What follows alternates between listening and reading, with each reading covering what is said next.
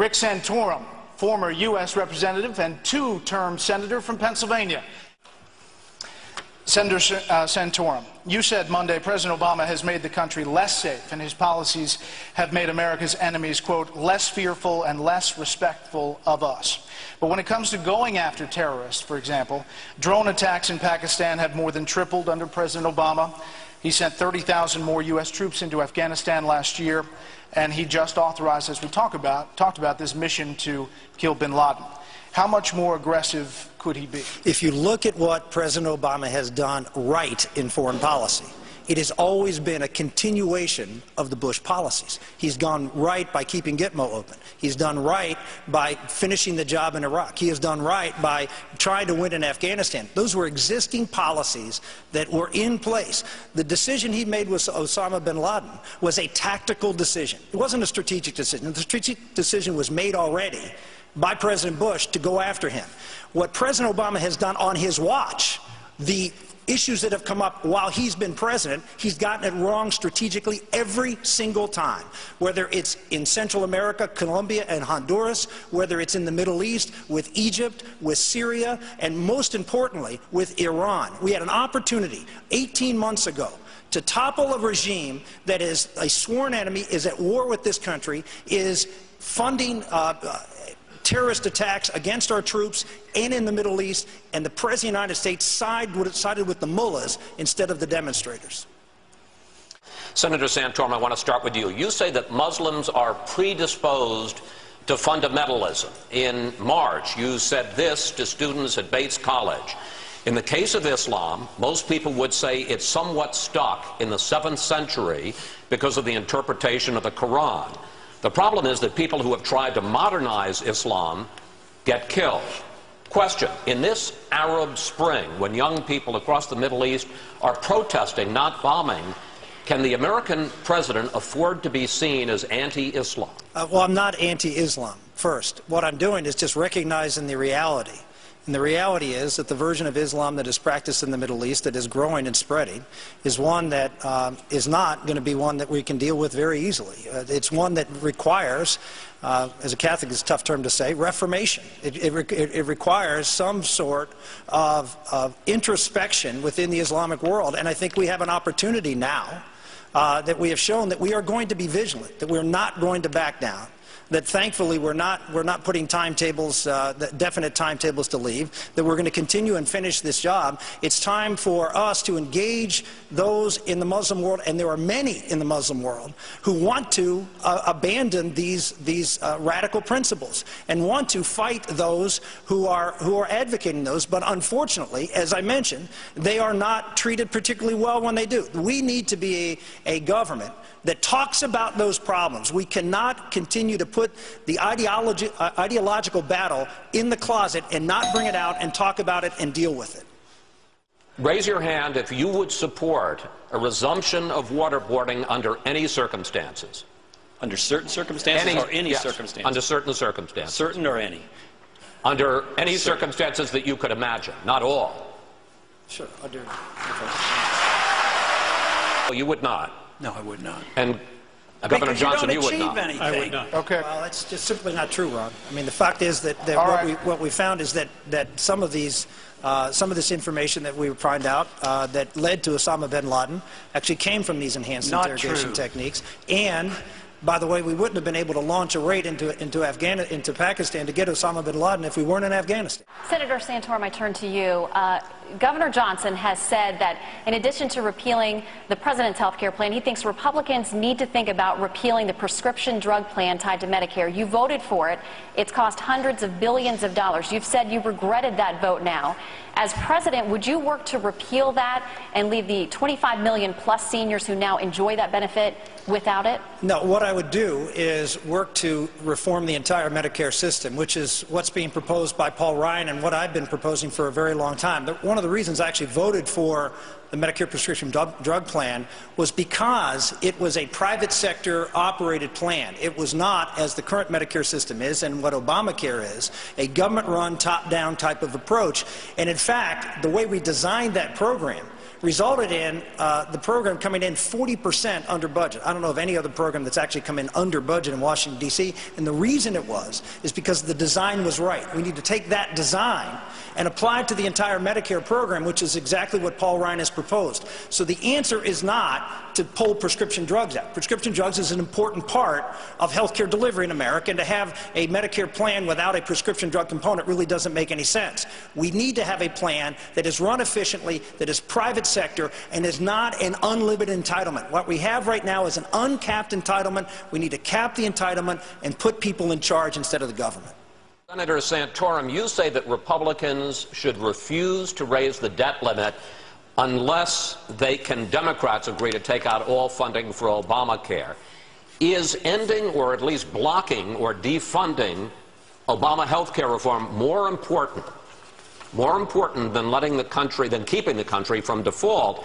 And also, how do you defend your plan on Medicare to turn it into a voucher system, not 10 years from now, as Paul Ryan suggests, but right away for seniors who are already in the program? Well, what I would say is that we are at a critical time in our country with debt, and we have a program that is going to explode the debt even further. And even more important than debt, what Obamacare does is shift this fundamental belief of our founders, that our country was created to make sure that people are free. That's what exactly America is about. It's about keeping people free and giving them the ability to provide for themselves. What Obamacare does for the first time, it creates a broad-based entitlement for every working American, not people on the margins of life, but it takes control of people's lives at a very, very important part, which is their health.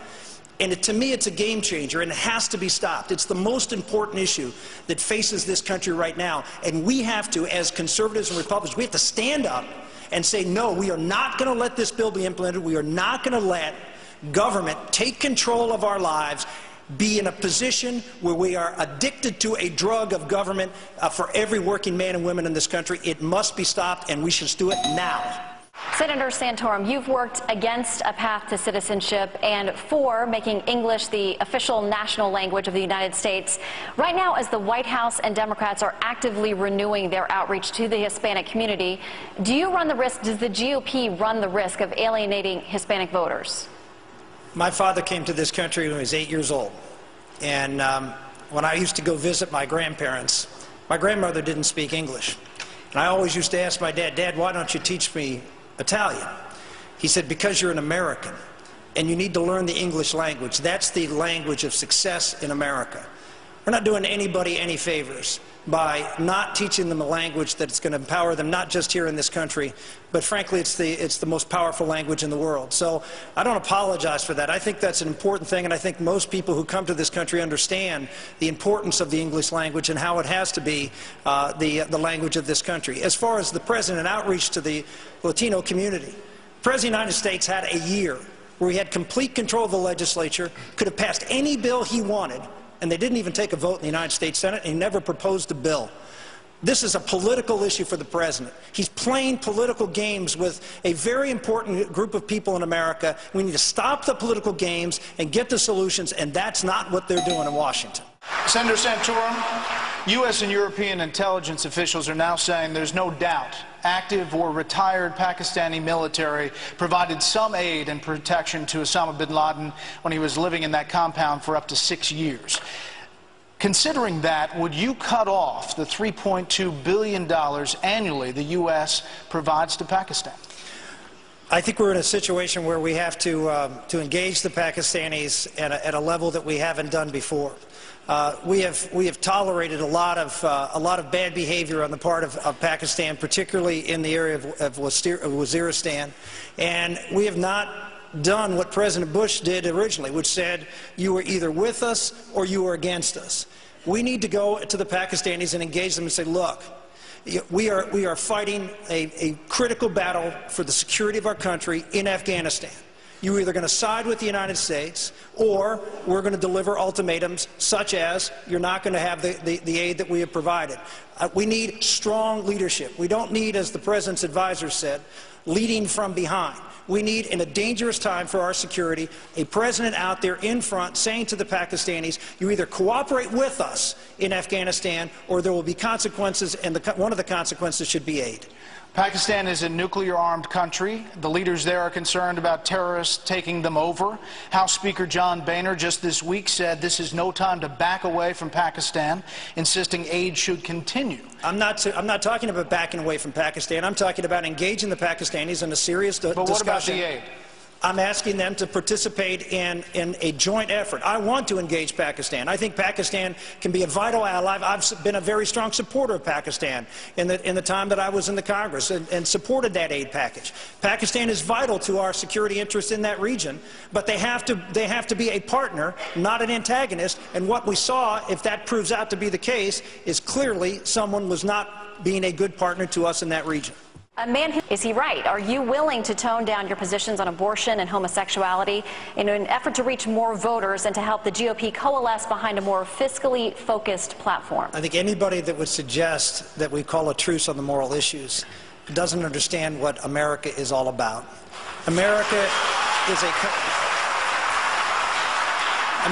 a country that is based on this concept, on the Declaration of Independence, that we are endowed by our Creator with certain inalienable rights. Rights come from God, and the first of which is life, the second of which is liberty. Those two concepts really transformed the world because it said that government was going to be limited, allow people to be free, and to pursue their own dreams, to serve their God and to serve their family and community.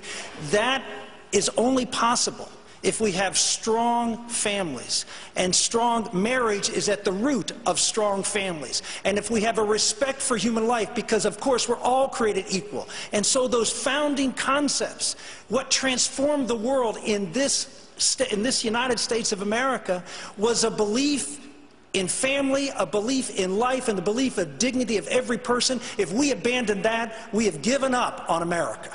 Senator Santorum, the last time you ran for office back in 2006, you were defeated by a Democrat by 18 points. You say it was a tough year for Republicans, and in fact it was, but some observers point to your criticism of working women in a book you had written at the time called It Takes a Family, in which you said this: many women find it easier, more professionally gratifying, and certainly more socially affirming to work outside the home. Here, we can thank the influence of radical feminism. Question: have you changed your opinion of why women work? I wasn't professing as to why women work. I said that what we have is a society that was affirming women outside, and I was making the case they should be affirming women for whatever choice women make.